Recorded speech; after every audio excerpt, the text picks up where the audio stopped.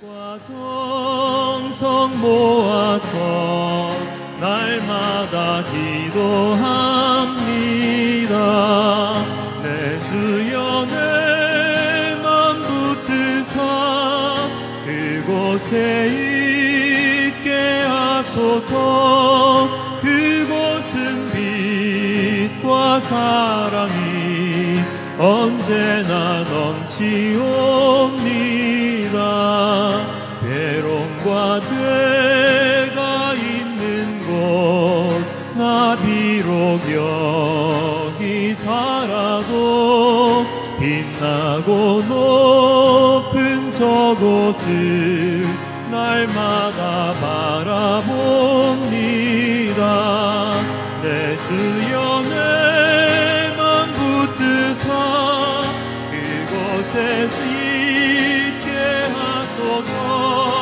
그곳은 빛과 사랑이 날마다 넘치옵니다. 의심의 안개 거치고 근심의 구름 없는 곳 기쁘고 참된 평화가 거기만 있사옵니다. 내 주여 내 맘 붙드사 그곳에 있게 하소서.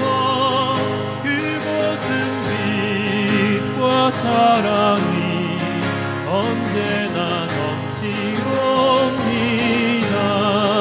험하고 높은 이 길을 주며 나아갑니다.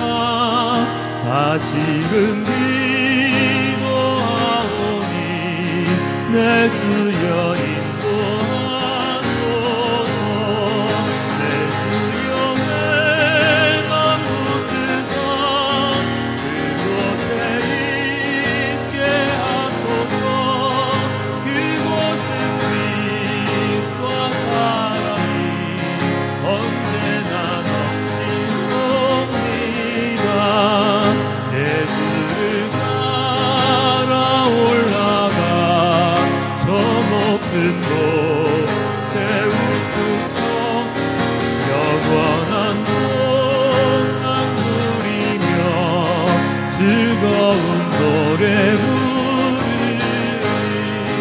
내 주여 내 맘 붙드사 그곳에 있게 하소서. 그곳은 빛과 사랑이 언제나 넘치옵. 내 주여 내 맘 붙드사 내 주여 내 맘 붙드사 그곳에 있게 하소서. 그곳은 빛과 사랑이 언제나 넘치옵. 내 주여 내 맘 붙드사 내 주여 내 맘 붙드사 그곳에 있게 하소서. 그곳은 빛과 사랑이 언제나 마라나타 주 예수여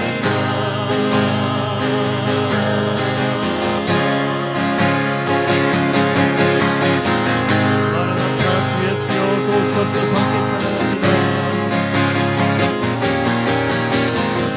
마라나타 주 예수여 어서 오시옵소서. 땅의 모든 끝 모든 곳으로 주를 찬송하게 하소서. 마라나타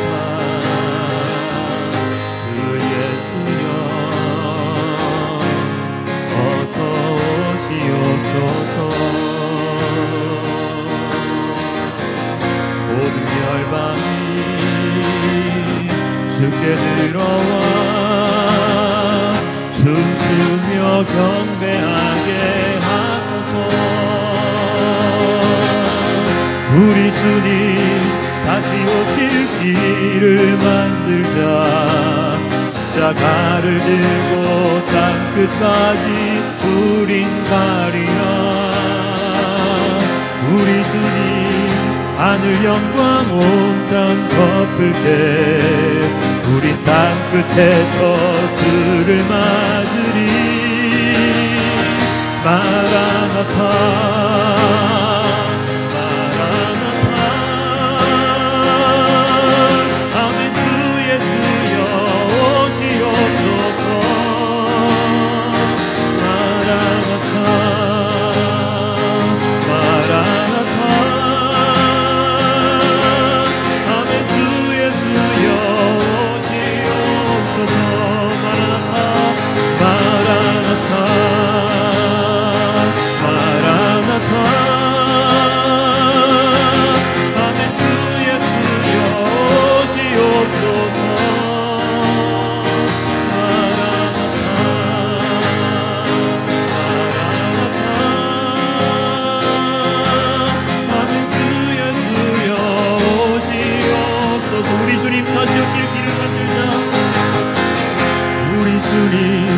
다시 오실 길을 만들자. 십자가를 들고 땅 끝까지 우리 가리라. 우리 주님 하늘 영광 온 땅 덮을 때 우리 땅 끝에서 주를 맞으리. 마라나타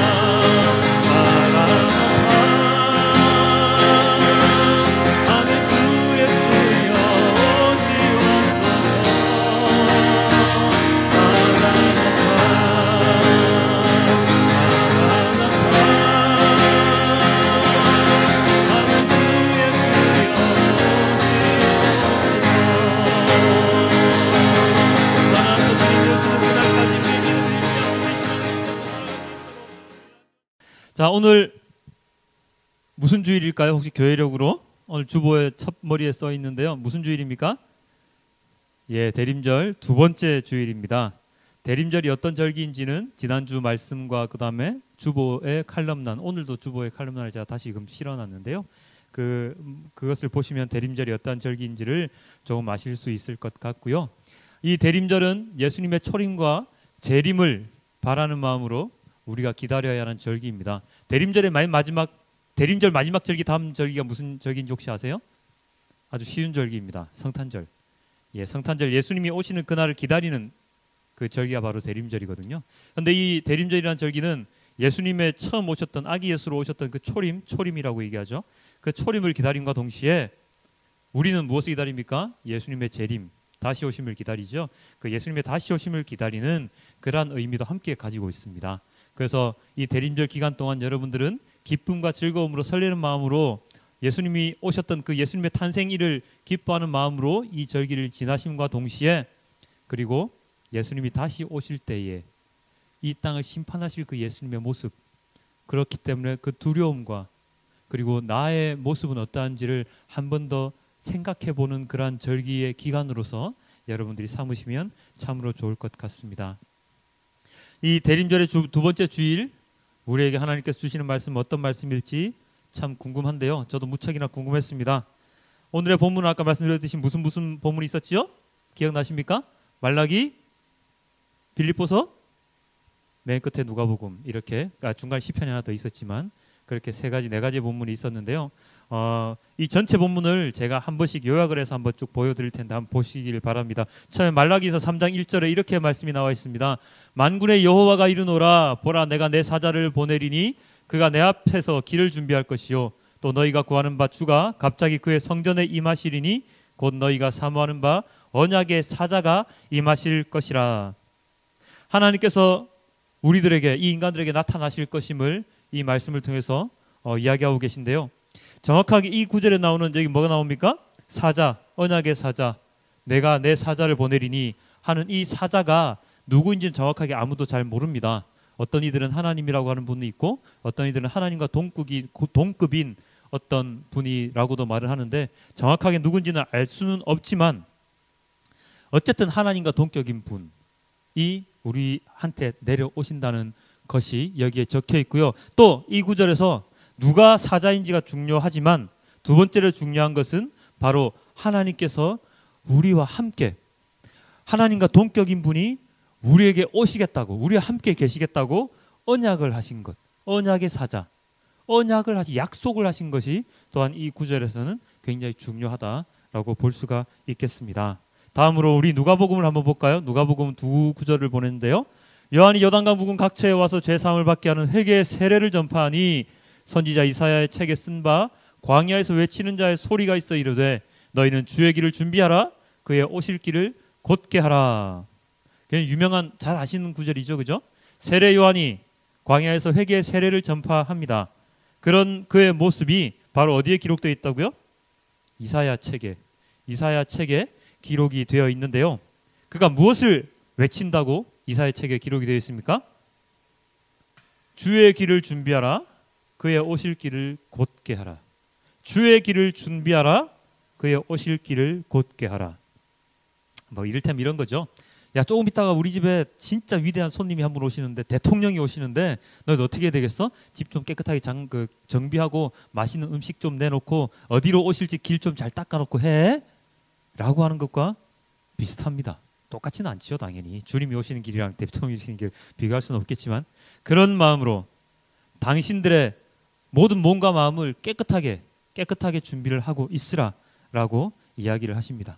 이 구절에서 주의 길을 준비하라 그의 오실 길을 곧게 하라 했는데 이 주의 길, 이 주님은 누구입니까? 아시죠? 예수 그리스도 메시아. 모르시는 것처럼 앉아 계시지 마십시오. 메시아 예수 그리스도께서 오신다. 그분의 오심을 준비하라고 광야에서 세례 요한이 외친다고 이사야가 이야기를 하고 이사야서에 기록이 되어 있습니다. 그리고 빌립보서에는 이렇게 기록이 되어 있습니다. 내가 기도하노라 너희 사랑을 지식과 모든 총명으로 점점 더 풍성하게 하사 너희로 지극히 선한 것을 분별하며 또 진실하여 허물 없이 그리스도의 날까지 이르고 이렇게 되어 있습니다.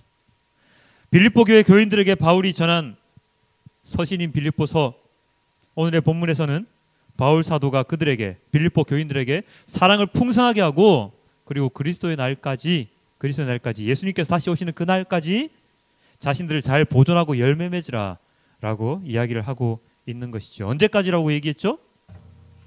그리스도의 날까지. 이 부분에 주목을 좀 해주시길 바랍니다. 자, 방금 우리가 살펴본 이 세 가지의 본문을 통해서 우리는 무엇을 알 수가 있습니까? 혹시 공통점을 찾으신 게 있으신가요? 공통적으로 우리가 이 세 가지의 본문을 통해서 알 수 있는 것은 바로 공통적으로 나오는 단어는 그리스도, 주님, 오실 길, 예비하라, 준비하라, 꼭 오신다, 언약, 약속, 이런 단어들이 방금 본 그 세 가지의 본문 가운데 있었습니다. 약간의 차이가 조금씩은 있기는 했었지만 바로 주님, 예수 그리스도, 오실 길 이런 단어들로 채워져 있었지요. 바로 지난주가 무슨 주일이었다고요? 대림절 첫 번째 주일. 그리고 오늘은 무슨 주일이라고요? 대림절 두 번째 주일. 그 다음 주는 무슨 주일이겠습니까? 대림절 세 번째 주일. 이 대림절이 몇 번째 주일까지 있을까요? 네 번째 주일까지 있는데요. 이 대림절 네 번째 주일까지 우리가 해야 하는 것은 바로 예수님, 주님이 오시는 그 날을 준비하고 있으라 라고 하는 것을 이 본문을 통해서 가르쳐 주고 있습니다. 오늘 본문 말라기서와 누가복음에서는 주로 예수님의 초림, 예수님의 탄생, 처음 이 땅에 오시는 예수님에 대한 이야기가 기록이 되어 있다면 마지막 본문인 빌립보서에서는 예수님의 재림에 대한 다시 오실 예수님에 대한 이야기가 기록이 되어 있죠. 그 빌립보서 앞에 누가복음과 그 말고요. 그 빌립보서 예수님의 재림에 대한 이야기가 들어있다고 하는 그 빌립보서를 우리가 조금 더 자세하게 살펴보고자 하는데요. 이렇게 되어 있습니다. 빌립보서 1장 3, 4절에 이렇게 나와 있습니다. 내가 너희를 생각할 때마다 나의 하나님께 감사하며 간구할 때마다 너희 무리를 위하여 기쁨으로 항상 간구함은, 바울 사도는 빌립보 교회 교인들을 생각할 때마다 하나님께 감사하며 기쁨으로 간구한다고 이야기를 합니다. 누군가를 생각할 때 하나님께 아유 하나님 너무나 감사합니다 라고 얘기를 할 때 우리는 이 얘기를 주로 어떨 때 자주 쓸까요? 많은 경우에 쓰겠지만 저는 이 경우에 쓴다고 한번 비유를 해보겠습니다. 내가 누군가를 전도를 했어요. 내가 누군가에게 하나님 말씀을 전해서 그가 교회를 다니게 되었습니다. 근데 내가 전도한 그 사람이 정말 내가 뜻하지 않게 정말로 교회 열심히 다니고 믿음이 점점 커나가는 그의 모습을 보았을 때 하나님 정말로 감사합니다 라고 이야기를 하지 않겠습니까? 혹시 그런 경험 없으신가요? 없으시면 안 되는데 전도를 한 번도 안 해보셨다는 얘기잖아요. 그런 경험, 그런 감사함이 오늘 바울 사도가 빌립보 교회 교인들을 보고 느끼는 감사함입니다. 너무나도 하나님 감사합니다. 제가 전도한 저 사람이 이렇게 하나님에 대한 믿음이, 하나님을 신뢰함이 이렇게 커나가고 있는 모습을 보니 정말로 하나님 감사합니다 라고 이야기를 할 수 있는 것이죠. 자, 그리고 두 번째, 기쁨으로 너희 무리를 위하여 기쁨으로 항상 간구하는 것. 이것은 어떻게 비유를 할 수 있겠습니까? 내가 이 땅을 살아가는데 내가 전도했던 그 사람이 나보다 더욱더 많은 사람들 전도해서 하나님 곁으로 데리고 오게 만들었을 때 나는 너무나도 감사한 겁니다. 너무나도 기쁜 것이죠. 내가 그 사람을 전도한 것보다 그가 다른 사람을 전도해서 그가 하나님께로 돌아오게 만드는 것이 정말로 너무나도 기쁜 것이죠. 그것이 바로 감사하고 또 기쁨으로 감사하는 그러한 바울 사도의 모습과 동일한 것이라고 이야기를 할 수 있습니다. 내가 살아갈 때에 내가 하나님께 감사한 게 나의 기도 응답을 잘 들어주셔서 감사합니다 라고 말할 때도 있지요. 분명히 있습니다. 이렇게 기도했더니 이렇게 해주셔서 너무 감사합니다. 아니면 살아갈 때마다 언제나 주님이 나와 함께 계심을 그걸 느낄 때마다 감사하다고 이야기할 수도 있습니다. 하지만 오늘 바울 사도가 빌립보 교인들에게 내가 하나님께 정말로 감사하다고 얘기하는 것은 바로 그러한 감사. 빌립보에 처음으로 복음을 전했던 사람이 바로 바울 사도였거든요. 그래서 빌립보 교회를 세워서 거기에 교인들이 함께 하나님의 말씀을 들을 수 있도록 예수님을 증거할 수 있도록 살아가게 하고 나서 바울이 또 다른 곳으로 갔는데, 지금 이 바울 사도가 빌립보서를 쓸 때는 어디 썼냐면 감옥에 갇혀 있을 때예요. 감옥에 갇혀 있는데 그 감옥에 갇혀 있는 자기에게 어떠한 소식이 들려왔느냐면 빌립보 교인들이 너무나도 잘 믿음을 지키며 살아가고 있더라라는 그런 소식들이 막 들려왔던 거예요. 그래서 바울 사도가 그 소식을 듣고 나서 빌립보 교인들에게 서신을 쓰는 거지요. 그게 바로 이 마음입니다.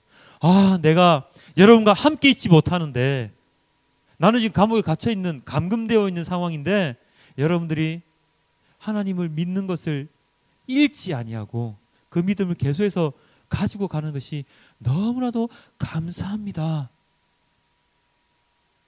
하나님께 너무나도 감사합니다 라고 이야기를 하고 있는 것이죠. 이 말씀 다음에는 이러한 구절이 나와 있습니다. 너희가 첫날부터 이제까지 복음을 위한 일에 참여하고 있기 때문이다. 두 번째, 한 번 더 감사함은 어떠한 감사함이 있느냐면, 너희가 빌립보 교회 교인들이 첫날부터, 내가 당신들에게 복음을 전했던 그 첫날부터 이제까지, 내가 지금 감옥에 갇혀있는 이 순간까지 복음을 위한 일에 참여하고 있는, 여러분들이 열심히 복음을 전하고 있는 그러한 모습이 너무나도 나는 감사합니다. 제가 조금 전에 말씀드렸죠. 내가 전도했던 그 사람이 또 다른 사람을 전도했을 때 정말로 감사합니다. 내가 지금 여러분과 함께 있지 못하지만, 내가 당신이 다니는 교회에 같이 다니지 못하지만, 내가 다니는 교회와 당신이 다니는 교회가 다르긴 하지만, 당신이 믿음과 신뢰함으로 다른 이들에게 하나님 말씀을 전하여서 그들이 또한 하나님의 교회 안으로 들어올 수 있도록, 하나님의 말씀 안으로 들어올 수 있도록 한 그러한 모습이 나는 또한 너무나도 감사합니다 라고 이야기를 하고 있는 것이죠.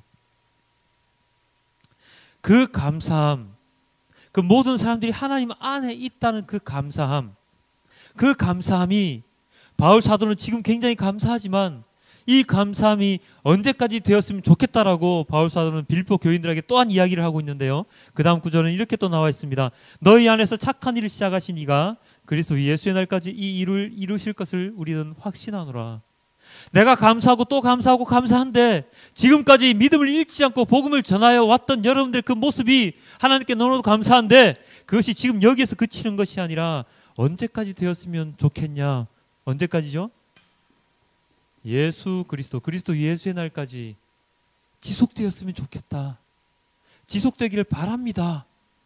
라고 빌립보 교인들에게 자신의 소망을 또다시 이야기를 하고 있습니다.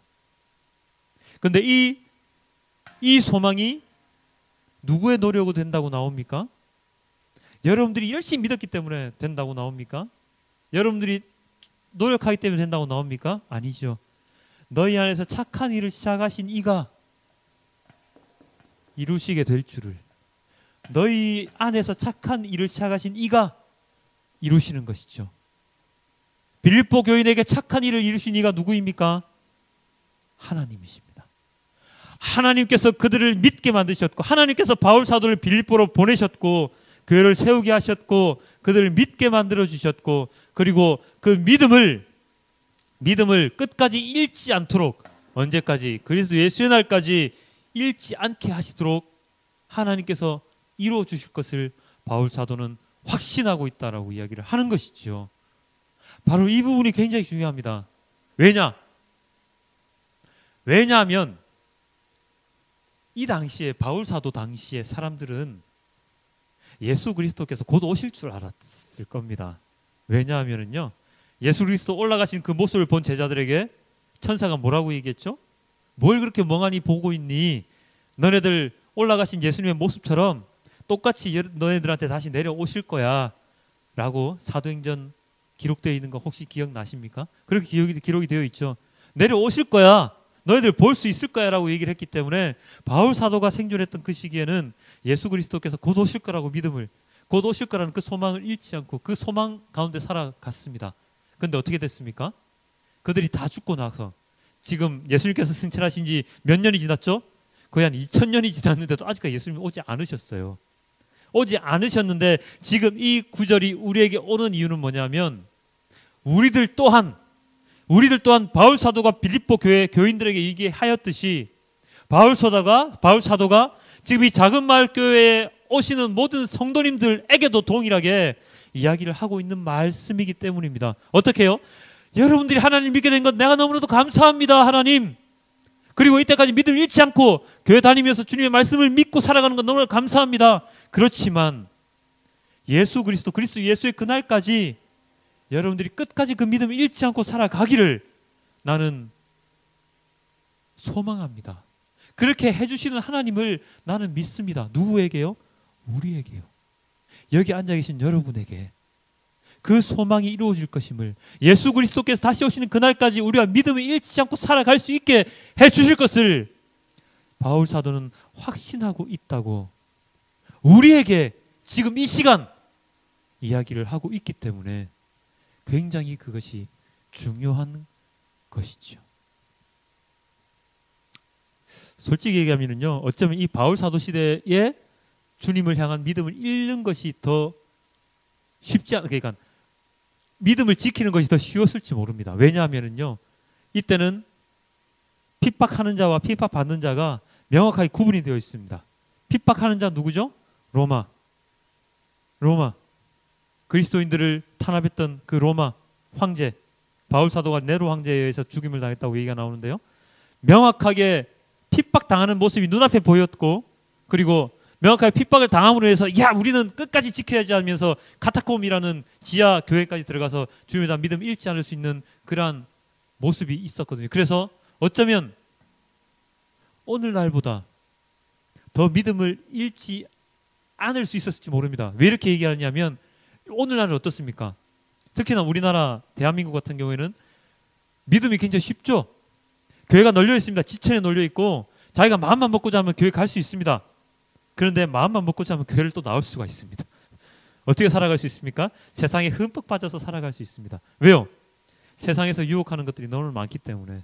너희들 교회 가지 마! 라고 막 구박하고 막 때리고 또 죽이고 하는 게 우리나라에 없습니다. 그래서 믿음을 가지기도 쉽지만 믿음을 잃기도 굉장히 쉽습니다. 에이, 내가 하나님 믿어서 뭐해? 지금 내 사는 꼴이 이 지경인데. 하나님 믿어봤는데 나의 삶은 나아지는 게 너무 없어. 내가 변화되는 게 너무 없어. 하면서 하나님 곁을 떠날 수 있는 여지가 더 많습니다. 그리고 하나님의 말씀에 대해서 너무나도 많은 왜곡된 그러한 말씀들이 많기 때문에 하나님을 믿지 않는 사람도 너무나도 많이 있습니다. 그렇기 때문에 어쩌면 바울 사도가 있었던 그 시대보다 오늘날 이 시대가 예수 그리스도에 오시는 그날까지 믿음을 끝까지 굳건히 지키고 가는 것이 더 어려울지도 모른다는 이야기이지요. 쉽지만 어렵습니다. 쉽지만 어렵습니다. 그렇기 때문에 우리는 누구에게 더욱더 의지해야 됩니까? 우리 안에 착한 일을 하신 그분께서 끝까지 우리의 믿음을 잃지 않도록 하시겠다는 그 믿음을, 그 확신을 우리는 잃어서는 안 되는 것입니다. 우리가 마음속에 그 소망, 그 믿음, 그 확신을 잃지 않고 있다면 하나님께서는 절대로 우리의 그 믿음을 빼앗아가지 않으시죠. 빼앗아가지 않으십니다. 자, 그리스도 예수의 그날까지 우리가 우리의 이 확신을 잃지 않고 살아가야 하는데, 그렇다면 좀 더 구체적으로 이 삶은, 그리스도 날까지 살아가는 삶은 어떠해야 하는지를 바울 사도는 이렇게 이야기를 하고 있습니다. 내가 기도하노라 너희 사랑을 지식과 모든 총명으로 점점 더 풍성하게 하사 너희로 지극히 선한 것을 분별하며 또 진실하여 허물 없이 그리스도의 날까지 이루고. 어떻다고요? 맨 처음에 뭐라고 되어 있습니까? 너희 사랑을 지식과 모든 총명으로 점점 더 풍성하게 하사. 이런 삶을 살아가라고 이야기를 합니다. 너희의 사랑을 지식과 모든 총명으로 점점 더 풍성하게 하사. 무엇을 풍성하게 하라고요? 너희의 사랑을. 너희의 사랑을. 여기 나온 사랑은 어떠한 사랑입니까? 남녀가 사랑하는 그런 사랑입니까? 나의 감정적인 사랑입니까? 그렇다면 뒤에 무엇으로라는 말이 나올 필요가 없죠. 무엇으로 사랑을 풍성하게 하고 있죠? 지식과 총명함으로. 여기 나오는 이 지식과 총명함은 어떠한 지식과 총명함일까요? 지식이 뭡니까? 아는 것이죠. 무엇에 대해서 알아야 합니까? 내가 사랑하는 그 여인에 대해서, 내가 사랑하는 그 남자에 대해서 알아야 합니까? 아니죠. 여기에 나오는 이 지식은 하나님에 대한 지식입니다. 하나님의 말씀에 대한 지식입니다.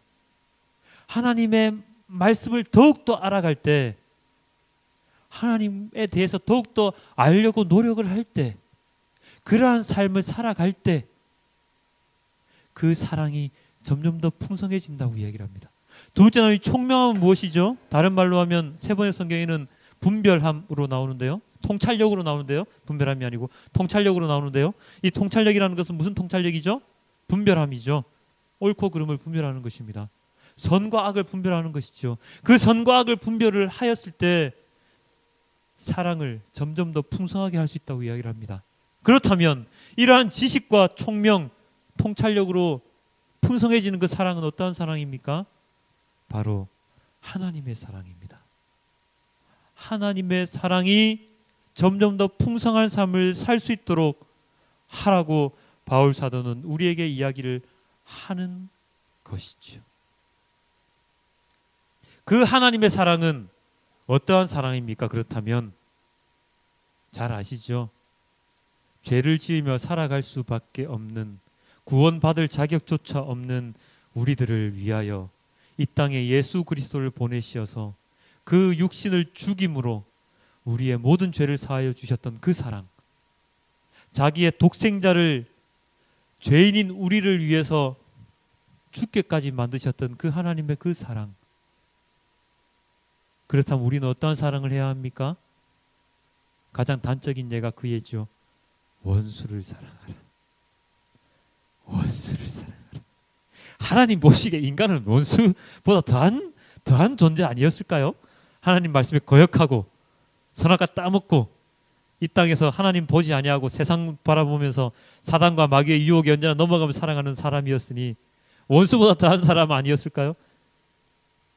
그런데 하나님께서는 우리에게 원수를 사랑, 원수까지도 사랑하라 라고 말씀하셨던 그 사랑, 그 사랑이 충만해지고 풍만해지는 그러한 삶을 언제까지 살으라고? 예수 그리스도의 그날까지, 예수 그리스도께서 오시는 그날까지 살으라고 우리에게 이야기를 하고 있는 것이죠. 솔직히 딱 깨놓고 얘기해가지고요, 오늘날의 교회를 다니는 사람들의 그 모든 사람들이 다 구원받는다고 요즘 목사님들 그렇게 설교 안 하시거든요. 어떻게 살아라고 얘기하십니까? 예수님 말씀에 순종하며, 하나님 말씀에 순종하며 예수님의 거룩한 제자의 삶을 제대로 살았을 때 구원받을 수 있다라고 이야기를 합니다. 예전처럼 교회만 다니면 다 구원받습니다 이렇게 얘기하시는 목사님들 이제는 거의 없습니다. 제대로 살아라. 하나님 말씀에 제대로 살아야 된다. 그 삶이 어떠한 삶이냐? 오른뺨을 내어줬을 때 왼뺨조차도 돌려내어줄 수 있는 그 사랑, 속옷을 달라고 하는, 겉옷뿐만 아니라 속옷까지 달라고 하는 그 말도 안 되는 그런 요구에 그 요구도 다 들어주라고 하는 그 사랑, 그러한 사랑을 표현하고 그러한 사랑을 전할 수 있을 때 그 사람이 진정한 그리스도인이요 그들이 구원받을 수 있다라고 성경에는 분명하게 기록이 되어 있지요. 너희들 부자 되어라라고 얘기 안 합니다. 가난한 자가 되어라라고 얘기를 하죠. 그 가난은 재물이 없는 것도 마찬가지지만 영적인 가난함도 마찬가지입니다. 가난한 자 팔복에 나오잖아요. 그리고 마음이 깨끗한 자, 마음이 더러운 자가 아닌 마음이 깨끗한 자, 그들이 하나님 나라에 갈 수 있다 그러고 이야기를 하고 있지 않습니까? 그러나 우리가 진짜로 원수를 사랑하고 그렇게 살아갈 자신 있으십니까? 없지요. 저조차도 지금 아직까지도 제 마음속에 한구석에 남아있는 어떤 못된 사람이 한 명 남아있어서 그 사람 생각할 때마다 막 그 안에서 솟아오르는 게 있는데 그를 사랑하겠노라고 계속해서 기도를 하지만 여전히 잘 안 되고 있습니다. 그 말 뜻은 무슨 뜻입니까? 한 번에 그 모든 것이 이루어지지 않지요. 바울 사도가 뭐라고 했습니까? 점점 더 풍성하게 하라고. 한 번만에 다 풍성해져서 모든 게 100% 완료되었기 때문에 너는 구원받을 수 있는 사람이야가 아니고 점점 더 풍성하게 하라고. 점점 더는 무슨 뜻이 있습니까? 오늘은 하루, 오늘은 하나, 내일은 둘, 내일 모레는 셋, 그 다음 넷, 이렇게 차근차근 올라가게 되면 맨 마지막에 어떠한 모습으로 예수 그리스도의 장성한 분량까지 이룰 수 있는 그러한 사람으로 살아가라는 뜻입니다. 지금 우리는 부족하지만 이러한 사랑을 실천하려고, 그 사랑을 알려고, 그 사랑을 분별하려고 선과 악을 분별하고 노력을 하면 허물 없이 진짜 그리스도인으로서 예수님이 오시는 그날 예수님을 맞이할 수 있을 것이라고 우리에게 이야기를 하고 있는 것이죠. 지금 나의 모습이 너무도 비천해 보인다고. 나는 왜 이렇게 믿음이 약할까? 나는 왜 이렇게 믿음이 없을까? 나는 왜 이렇게 말씀을 모를까? 라고 나 자신을 자책할 필요가 없다는 것입니다. 내가 믿음이 없고 내가 말씀을 모른다는 것을 아는 그 단계가 어쩌면 가장 좋은 단계이죠. 왜냐? 모르기 때문에 알려고 노력할 수 있지 않습니까? 믿음이 작다고 생각하기 때문에 믿음을 더욱더 키우려고 노력을 할 수 있지 않습니까? 말씀을 모르기 때문에 더욱더 많은 말씀을 알려고 노력할 수 있지 않습니까? 어떤 사람이 더 위험하다고요? 교만한 사람. 나처럼 말씀 많이 하는 사람 나와보라 그래. 나처럼 믿음 좋은 사람 나와보라 그래. 그런데 그런 사람은 절대로 없습니다. 그 어느 누구도 믿음이 크다라고 하나님께 얘기할 수 있는 사람 아무도 없습니다. 절대로 없습니다.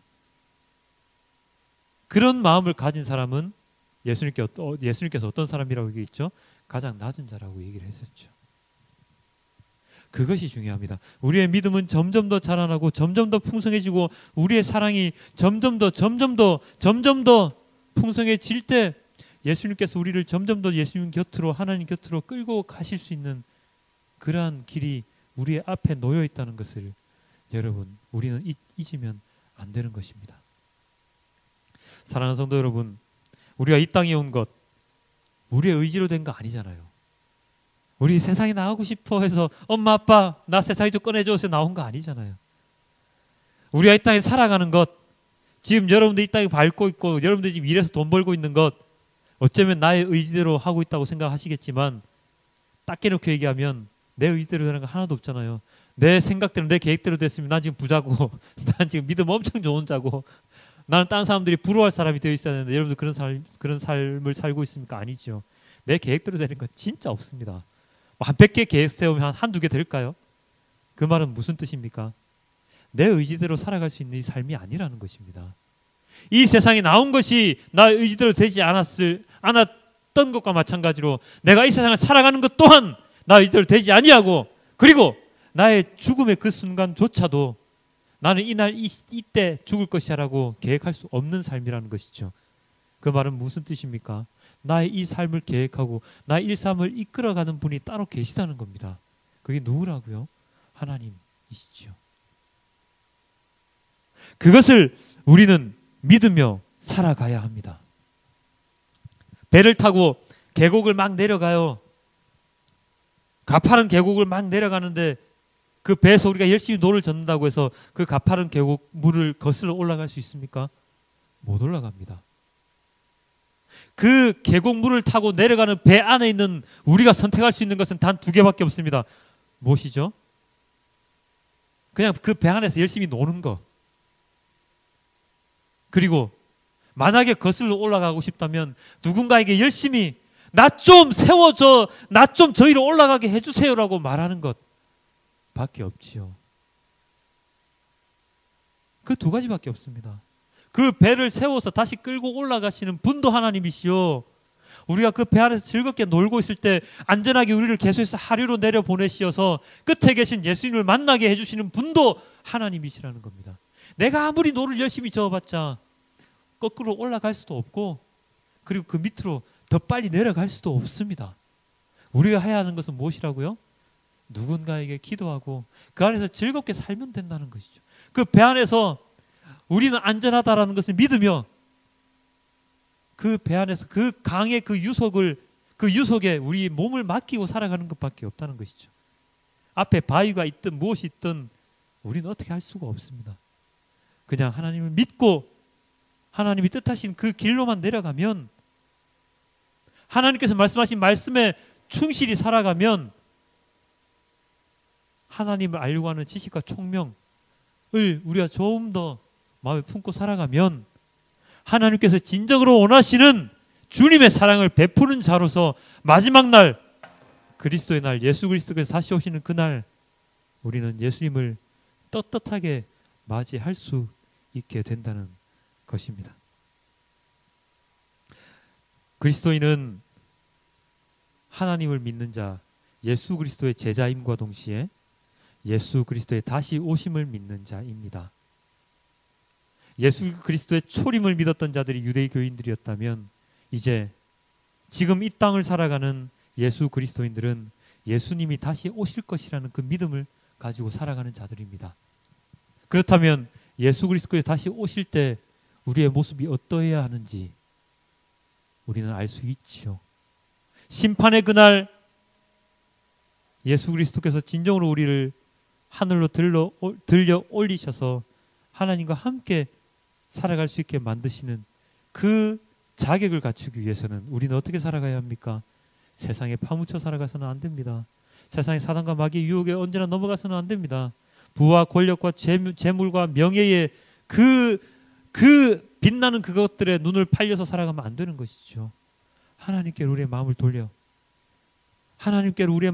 하나님을 바라보며 언제나 회개하는 마음으로 살아가야 하는 것이 바로 우리 그 예수 그리스도인의 삶이라는 것을 우리는 또한 깨달아야 할 것입니다. 믿음을 잃지 않고 하나님의 사랑을 알게 힘쓰고 세상에 대한 통찰력을 가지며 그것을 가지기 위해 노력하며 살아가는 자들이 바로 우리 그리스도인들입니다. 그러한 삶을 살아갈 때에 그리스도의 그날에 우리가 웃으면서 예수 그리스도를 맞이하는 그러한 자가 될 수 있을 것입니다. 이번 한 주간도 그 믿음을 잃지 않고 하루하루 매일매일을 이 대림절 기간 동안만이라도 예수 그리스도의 다시 오시는 그날을 기억하며 소망하며 살아가는 우리 모든 작은 마을 교회 성도님들이 되시길 주님께 기도드립니다. 기도하겠습니다.